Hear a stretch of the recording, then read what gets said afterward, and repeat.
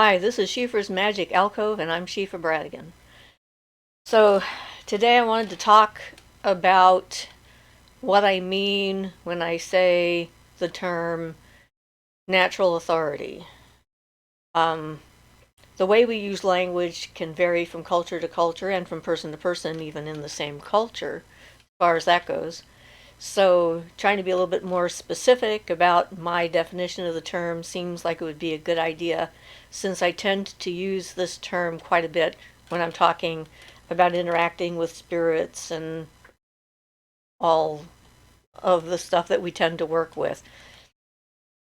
So, natural authority is the inner understanding that you can tell a spirit to leave you alone and go away and not bother you. It's not telling a spirit what to do in the sense that I'm going to give you a job and you're going to go do it whether you like it or not, kind of thing. But it's part of the whole process of developing boundaries, and we have emotional boundaries that we evolve over time, where some people we're going to be more open, communicative with on a deeper level. The people that we can trust, that are close to us, that we have a confidence in their ability not to hurt us with information that we might share with them. So, emotional boundaries is one thing. Physical boundaries, like most people, if you do an experiment, which is if you have other people in your household or whatever to do this experiment with, it's a good thing to do to get a sense of what your personal space is and where your physical boundaries lie. And for most of us, it's going to be about arm's length in any direction, no matter where it is.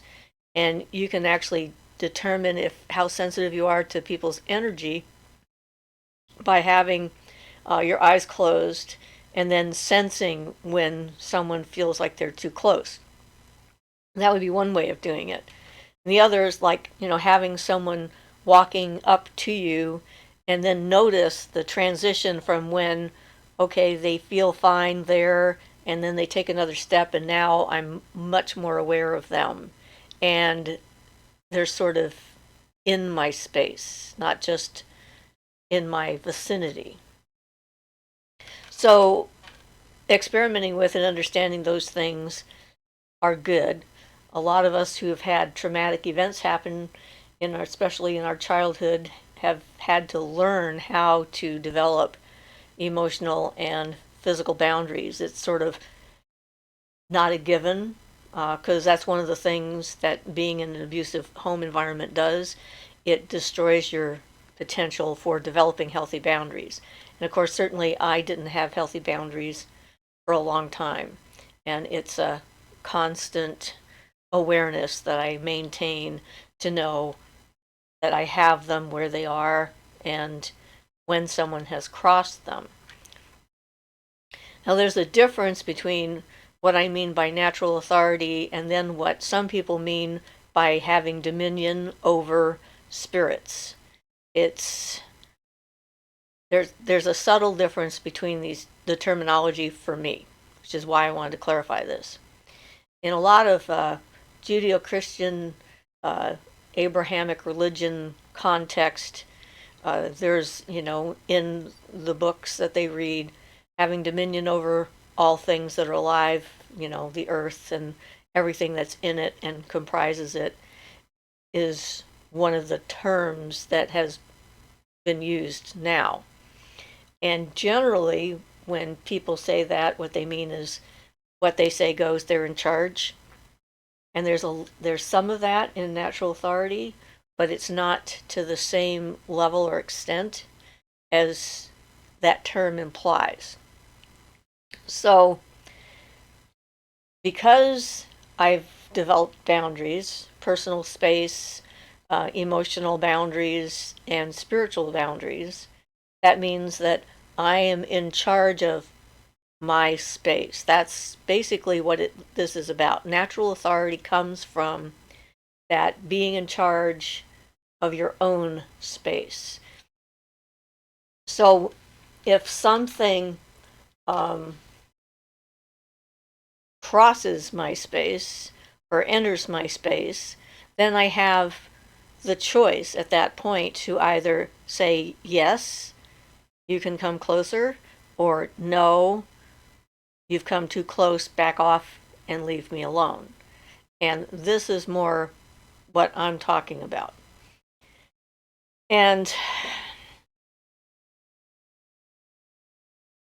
it's not something that can be taught in the sense that you can't really just read a book about it or hear about it and go like, oh yeah, I know what that is, I can do that. Although some people, it might just give them the last little nudge that they need to understand the concept.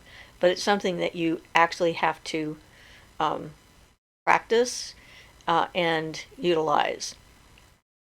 So if you're one of those people that has, wants to be open to everything and is inviting anything that's nearby to come and have a sit down chat with you or to give you a message or something like that, then you're going to have a harder time with using natural authority because you've already declared to your environment that you're not going to be using that ability. You've opened up the door and you're just letting everything in.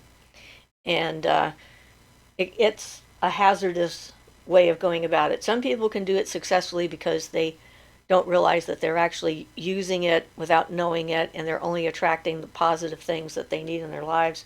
And that's being open to what the universe has to say to them. And that's a little bit different again. But when it comes to not allowing, and or allowing spirits to come close to you, it is a not just complicated but convoluted kind of issue. So we had this one woman who came over when we were actively looking for potential members for a group. We were going to start a new coven, and we put the word out, and people contacted us one way or another, and we got to meet a lot of different kinds of people in different places in their development and different attitudes towards what they were doing. And this one woman came into our house, and she wanted to be a channel, and her whole thing was whatever spirit being wants to come in and wants to have a sit down in my body and use me to communicate, that's fine by me, which I found very not okay with me. I did not want to be around her. That was the only time we saw her. It was like, I'm sorry, but if I let someone come into my home or into my temple with that kind of an attitude, then I'm tacitly agreeing with her approach and allowing just any old thing to come on in. And that's not a good idea. Discernment, we've talked about before, and this is part of that. Discernment is important. You have to decide what is safe, what isn't safe, what's comfortable, what isn't comfortable. When I was doing, channeling a lot, like on a daily basis in some cases, I was always in charge of whether or not I was going to do a channeling session. There were times when Moya would come and I would, feel her energy coming in on the left side of my head, and I get the tingling sensation and stuff that she would give me. And I would know that she was interested in perhaps sharing some information with the person I was talking to, or, would like to do our thing. But I had to decide in each instance whether I was going to allow it or not and participate in it or not. And so if I said no, then she left. That was the way it was. And it was a good training for me because it gave me an opportunity to experience that that line directly, where it's like only I can decide if a spirit's going to inhabit my body, no one else. And she was good at teaching me about that. I think that was part of the reason that we did it that way was to give me an opportunity to say no at different times. And, just because you say no one day doesn't mean you're not going to say yes the next. It can depend upon where you are in your life and what you're doing. And yeah, there's so many different factors. So I see every interaction as an opportunity for me to learn how to refine and define my boundaries. When I was a kid, I've talked about this in a couple of my videos, where my brother was being harassed by these shadow things, which I still don't know what exactly they were. And I went with him on his paper route. He When we were attacked, when I was with him, it left us alone, but as soon as we were separated, it was looking for vulnerabilities, and it attacked him and attacked me separately. And when I was attacked, I got angry about it, and then I sort of pushed back and told them in no uncertain terms they'd better leave me the hell alone, which is interesting considering I didn't have emotional or physical boundaries at that point, because that was when I was still with my family, my father, and all that other stuff. So I could develop boundaries of a kind, even if I couldn't develop the life in this life kind of boundaries. And when I told them they had to leave, they left. It was like there wasn't a question. And partly I think it's because I had no doubt in my mind that they had to do that because I wasn't going to let them attack me, and it wasn't okay with me, and this was just not going to be. And I also told them that if they came back and bothered my brother after that, then I would come back and they would be sorry, and apparently they believed me. And so in the beginning, there was a core of anger for self-protection. And anger, you can use anger for that kind of thing if you're projecting it the right way. Anger is a large energy source, and it was like in the moment, instantaneous, and when I finished what I needed to do, it was gone. So it's not like it lasted. It wasn't like a constant rage or whatever that I was taking along with me. It had a purpose, and my anger was, excuse me, what do you think you're doing? You're attacking me and trying to make me throw up. This is not okay. And then bam, they were gone. And the same thing which happened, I think this might have been the same year or the year following, when I had that spirit being try to take over my body in my bedroom with the whole fire and whatnot, which was very dramatic for sure. And I knew that it couldn't to do that unless I allowed it to happen.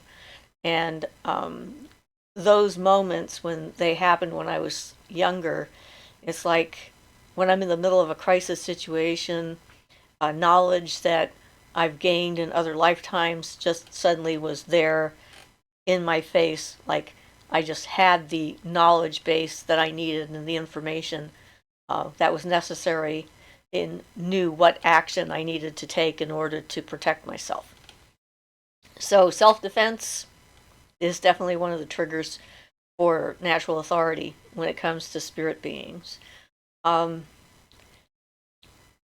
in order to maintain that, part of what we do, part of the point of rituals and conversations that we're having and casting of circles and putting up of objects and so forth, part of this process and everything in it is to define ourselves and our boundaries and let the universe know who we are and where we stand, where we fit, what kind of energy are we putting out, therefore what kind of energy are we potentially attracting to ourselves.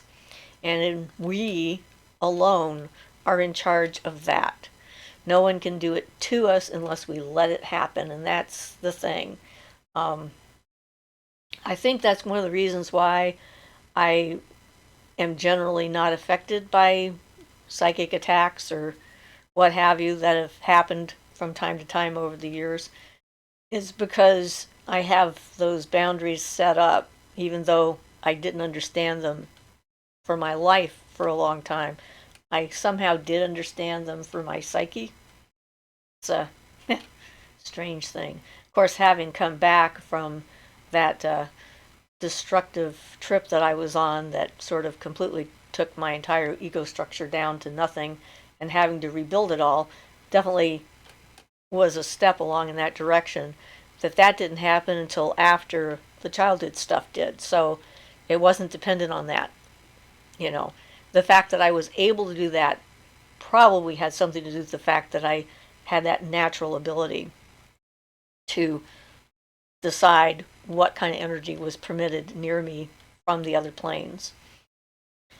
So this is not in the same vein as like the ceremonial magicians from the European era that wrote all the books like Dee, etc.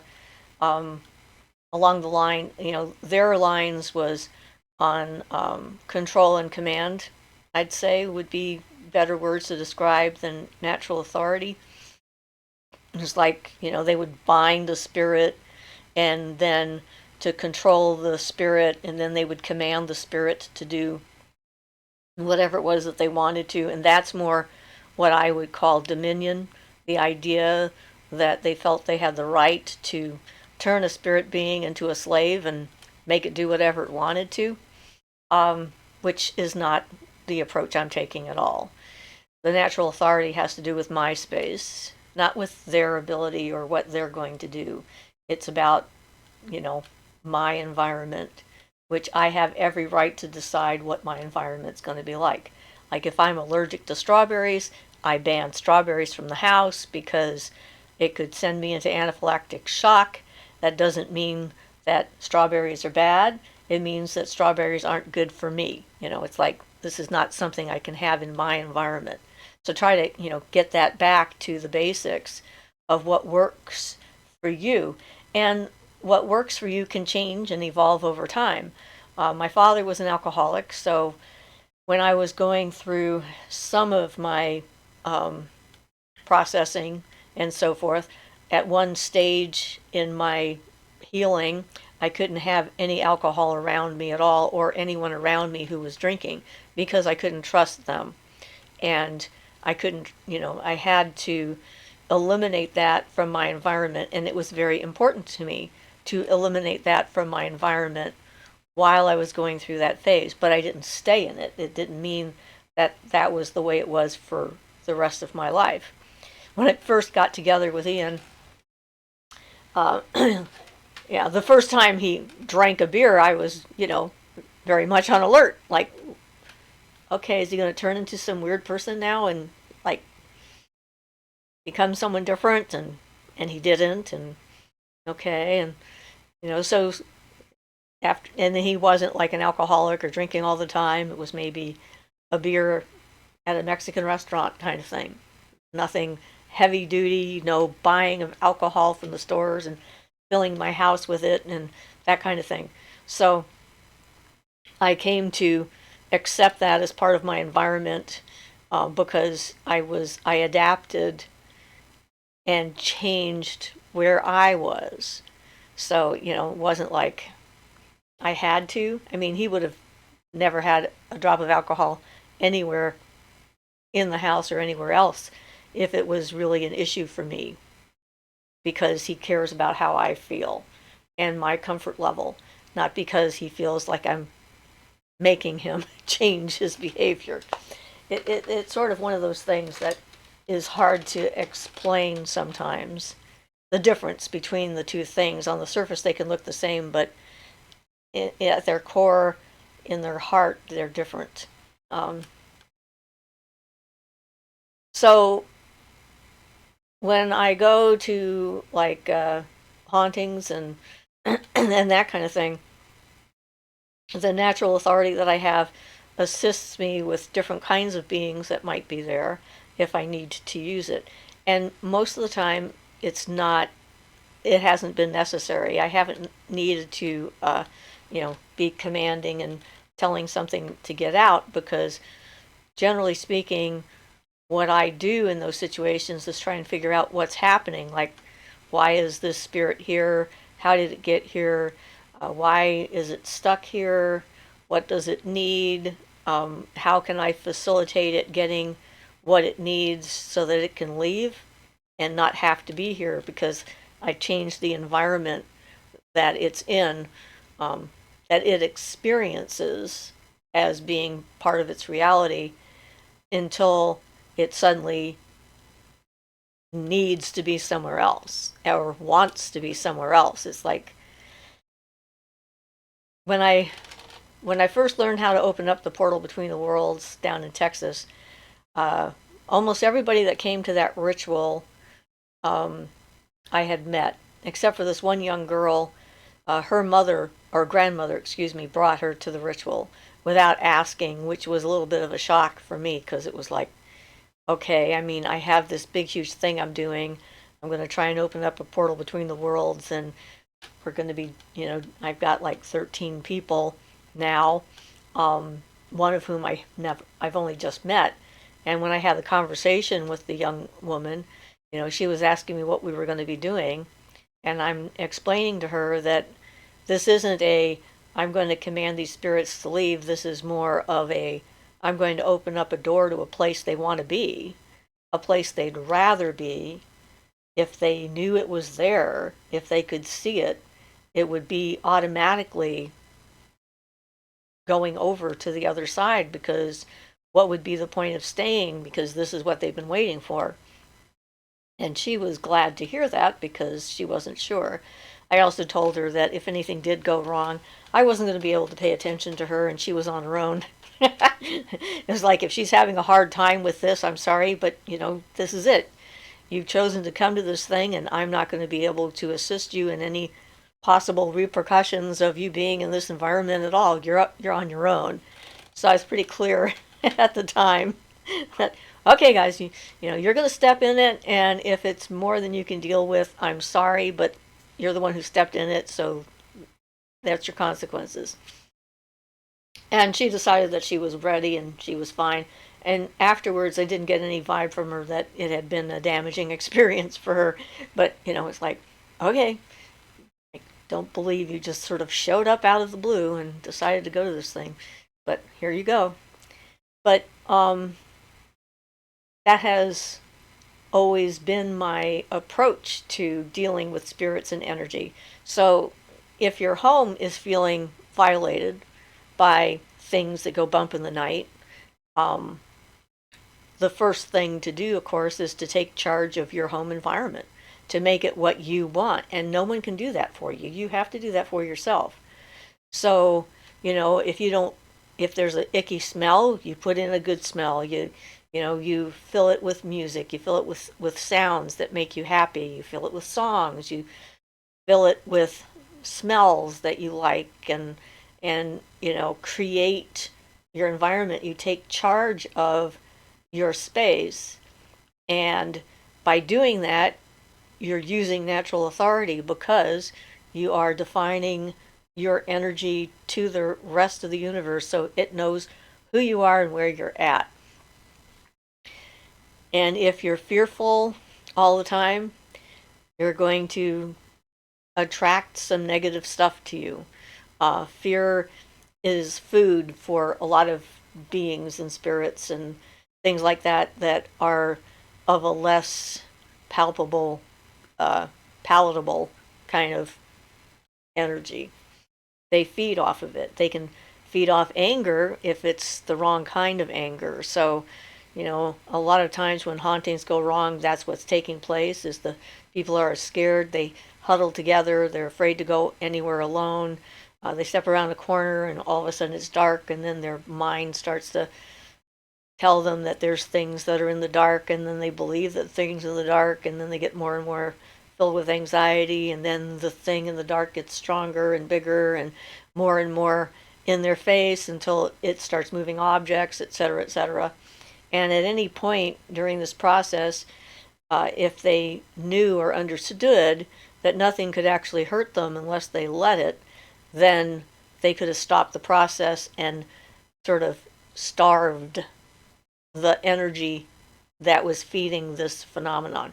And that goes for people who are under curses or believe that they're being cursed, anything like that. It's your belief in its effectiveness on you that feeds the energy to create the circumstances to keep it going. And it's not easy to stop. I understand that. It can be difficult. But what are the choices? What are truly the choices that someone has? If do they want, do you want to continue to live in fear and anxiety for the rest of your life until you get sick and something takes you out? Or do you want to enjoy the life that you have and take and claim it, claim your existence and help to shape the life that you're in? Yeah, definitely not a straightforward thing. All kinds of stuff going on in my head trying to figure out how to explain this to people I don't know that well, you know, personally. It's just I'm a voice in the middle of nowhere at the moment, sitting in my temple, trying to figure out how to explain this so that it helps someone else who's starting on that process. So natural authority doesn't extend to the will of other people. Having natural authority doesn't mean that people will do what you say and always behave like you want. It doesn't mean that the universe is going to do what you want. The universe is doing its own thing. It's like we're in it. It's like we're a part of it. We're not in charge of it. It's not, it's bigger than us. And it's bigger than all of us. And so it's up to us to figure out which way the currents are going and which current is going to take us along a path that we might want to be in. Like when you're dropped in the middle of the woods and you have to find your way out, you're going to look for clues along the way to see, which path is safe and which isn't, and decide which way you're going to go. So just as if you were out for a walk and a bear is on the same trail as you, your best course of action is to get off the trail and let the bear have it. It's like if you believed that natural authority was being able to command all the creatures around you and tell them what to do, then you'd probably get eaten by the bear. That would probably be a bad idea. So it's like there's limits. It's not everything. It's not the entire universe. The universe is way too big, and we're only a small, minute part of it.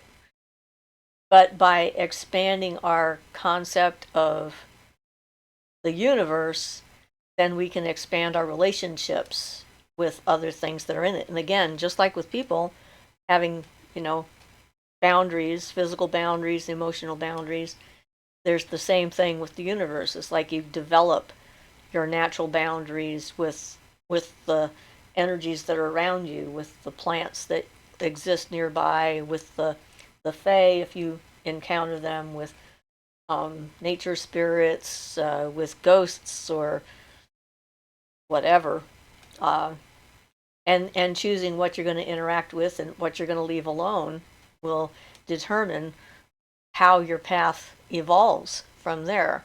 And so it's always a good idea to make as conscious a decision as you can and choose your friends wisely, I guess.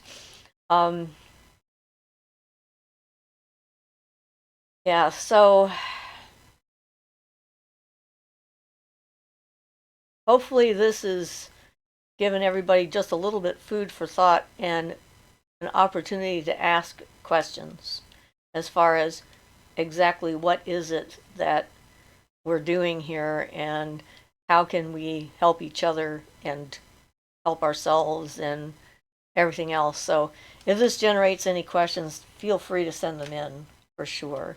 And we can talk about this whole idea more completely if you want on our live show on Sunday.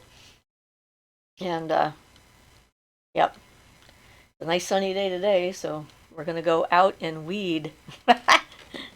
kill some plants, the ones that aren't serving us at the moment. So, this is Siofra Bradigan, and this has been Siofra's Magic Alcove. Blessed be.